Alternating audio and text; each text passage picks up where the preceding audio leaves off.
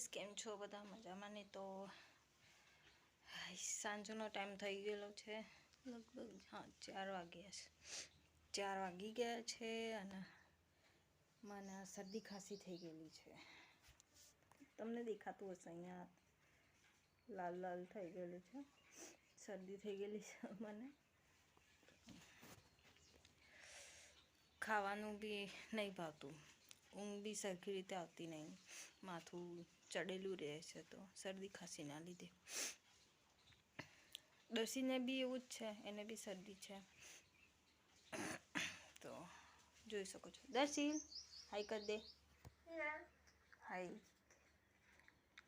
શું કરે છે? ચપટી વગાડે છે દર્શી. હે દર્શી, ચપટી વગાડે છે? તો હાય તો કર દે. કેમ છો એમ બોલ દે. એ બોલશે બી નહીં. જ્યારે એની ઈચ્છા હોય, મૂડ હોય ને તો જ એ વાત કરે, બાકી ના વાત કરે રહ્યો.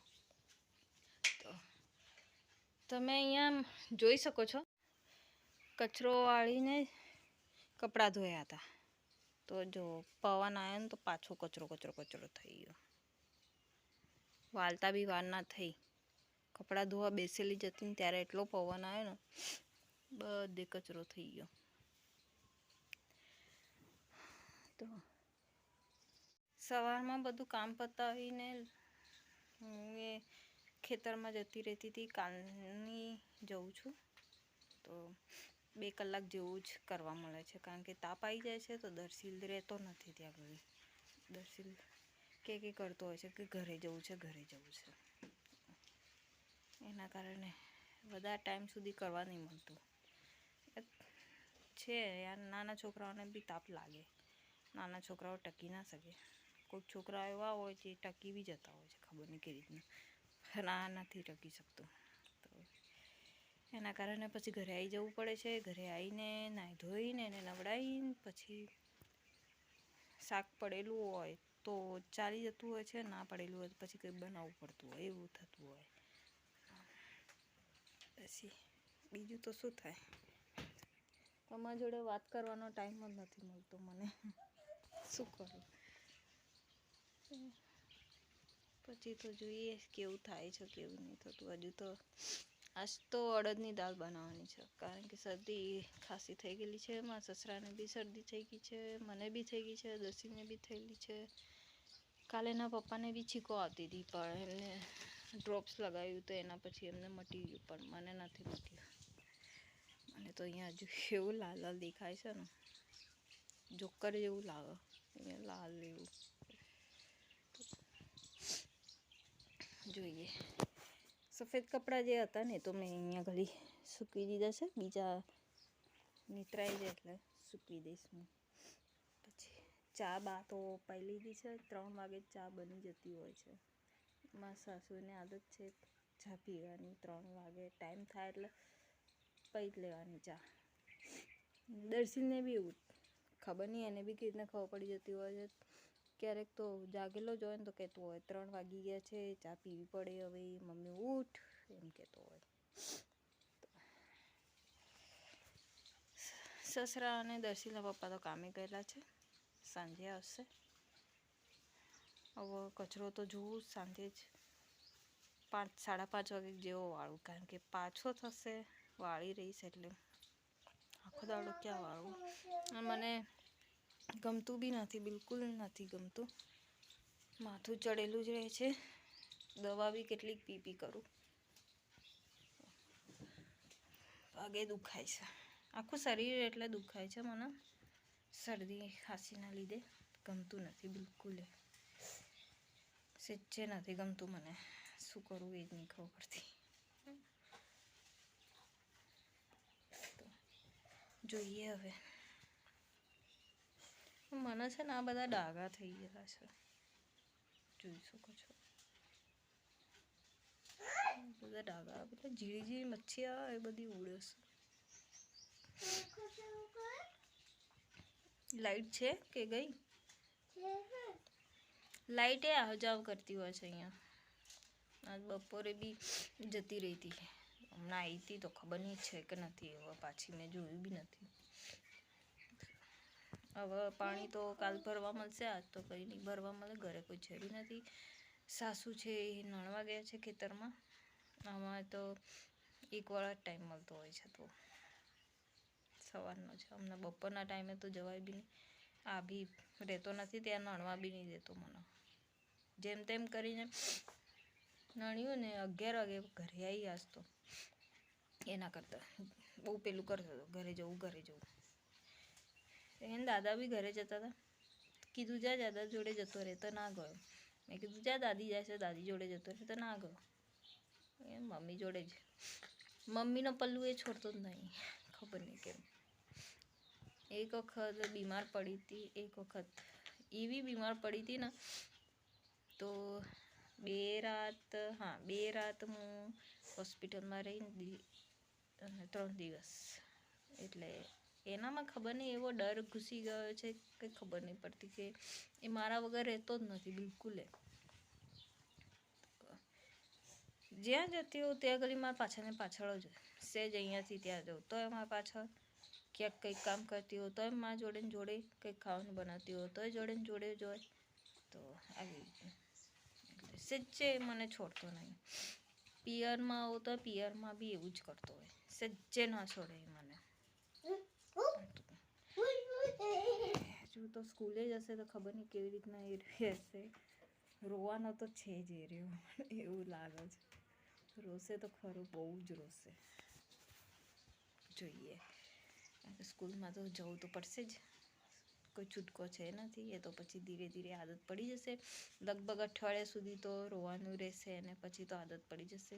ફ્રેન્ડ્સ બધા બનશે, કોઈના કોઈ બોલાવશે, ટીચર્સ બધા વાતો કરશે, એટલે આદત પડી જશે. તો પછી નાના છોકરાને તો હોય જ, પહેલાં સ્ટાર્ટિંગમાં રોતા જ હોય, પછી કંઈ નહીં આદત પડી જાય. બધાને હળી મળીને રહેતા હોય એટલે ફ્રેન્ડ્સ બનાવી દેતા હોય એટલે. તો દશી હાય તો કરી દે હવે બીટું, એવું નહીં કરો. હાય કરો, હાય આમ કરી દે. હાય બોલ, હાય. પપ્પા કઈ ગયા? પપ્પા કઈ ગયા? કલર કરવા? દાદા બંને કલર કરવા ગયા.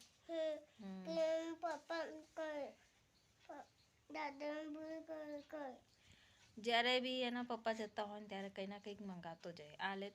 આ લેતા આવજે એમ કહું છું. એ બધી વાતો કરશે, લાગે એવો, પણ વાતો બહુ કરે. તો માથું ચડેલું જ છે. આ બાજુનું દુખાય છે મને બહુ, માથું બાજુનું ચડેલું છે.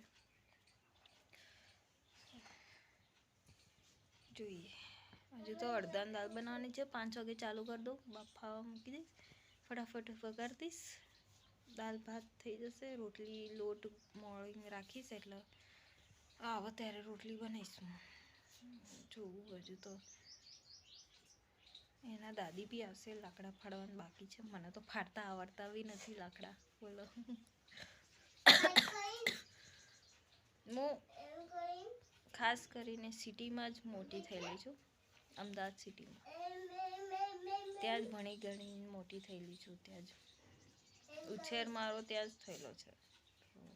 એટલે મને ગામડાનું જે કામ છે એ મને ઓછું જ ફાવે છે. ખેતીવાડીનું અત્યારે હું શીખી રહેલી છું. તો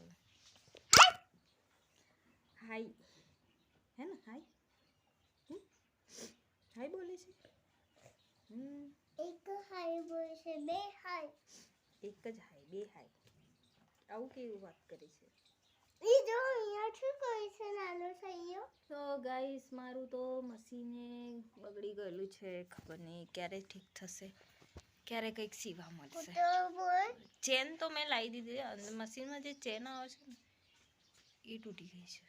તો હવે એ તો કરતાં આવડતું નથી શીખી, એટલે મશીન જે રિપેરિંગ થતું હોય ને એને જ આપવું પડશે. મને લાગ્યું કે થઈ જશે એમ કરી મેં ચેન લેવાની હતી, તો મારા મમ્મીએ ચેન લઈ આપી હતી ત્યાંથી, અમદાવાદથી જ. તો લઈને આવી હતી હું, પણ કંઈ થયું નહીં, મેં ખાધું નહીં એનું. હવે રિપેરિંગ કરવા માટે આપવું જ પડશે. તો જોઈએ હવે કેવું થાય છે. જ્યારે દર્શીના પપ્પાનું કલર કામનું પૂરું થાય, જ્યારે ઘરે રહેશે ત્યારે કદાચ લઈને જશે એવું લાગે છે. તો જોઈએ કેવું થાય છે. હજુ તો તે કચરો એવો થઈ ગયેલો છે ને, તમને દેખાતું બી નહીં હોય. અહીંયા ગળી એને પાડ્યું છે, ચણાનું પાડેલું છે. હા શું હે કંઈક લખ્યું છે એમ કલર ક લખ્યું છે. હા માં દસીને તો આવડે જ છે હે ને.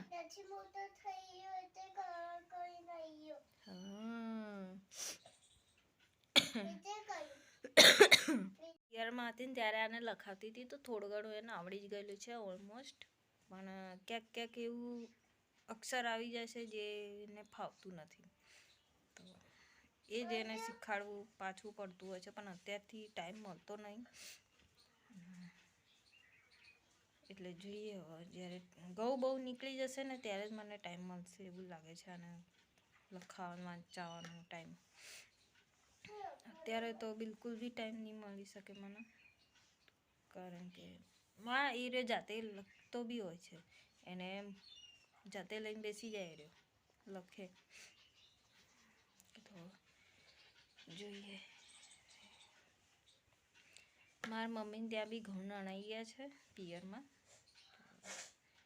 હજુ તો ક્યારે કઢાવશે ખબર નહીં. હજુ તો કઢાવવાના તો પછી જ કઢાવશે, કારણ કે થોડા લીલા હશે ને થોડા એટલે ક્યાંક પછી જ ના કઢાવશે.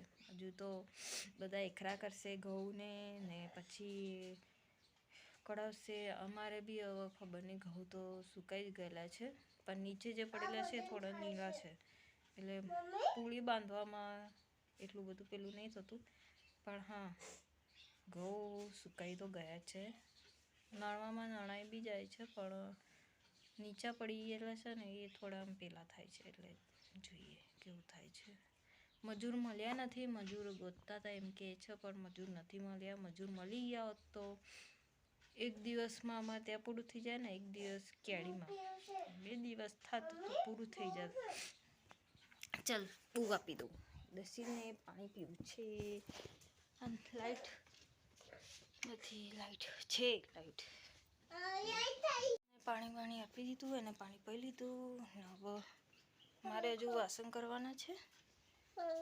વાસણ કરીને બીજું પવન તો આવે જ છે ને. આજે એને બી નહીં ગમતું કે મને બી નહીં ગમતું નહીં દર્શિત. અને મારવાનું બહુ કરે છે ગાઈસ, તમે બોલજો. આને બહુ મારવાનું કરે છે. ચલો બાય કર દે. તો ગાઈસ બધું કામ પતી ગયું છે. જમવાનું જમી લીધું છે. કાલની જેમ જ હું શૂટ ના કરી શકી, કારણ કે બધાએ જમી લીધું તો હું તો પછી જમી છેલ્લે. તો અહીંયા ગળી દર્શીલ ને એના પપ્પા 2 જણા આડા પડી ગયા છે જમીને. હાય કર દો દર્શીલ. ગુડ નાઇટ બોલ દે. તમે ગુડ નાઇટ. તો આવેલા છે એટલે થાકેલા છે, તો ઊંઘી ગયા છે. હવે આડા પડી ગયા છે, ઊંઘી જશે થોડી વારમાં. મારે તો હજુ એડિટિંગ કરવું પડશે, મોડા ઊંઘવા મળશે. હમણાં તો કંઈ ઊંઘવા નહીં મળે મને. એડિટિંગ કરતા જ વાર લાગી જાય છે,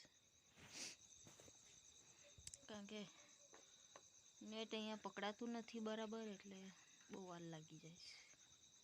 બાકી વિડીયો ગમ્યો હોય તો લાઈક કરજો, શેર કરજો, કમેન્ટ્સ કરજો, સબસ્ક્રાઈબ કરજો. Good night.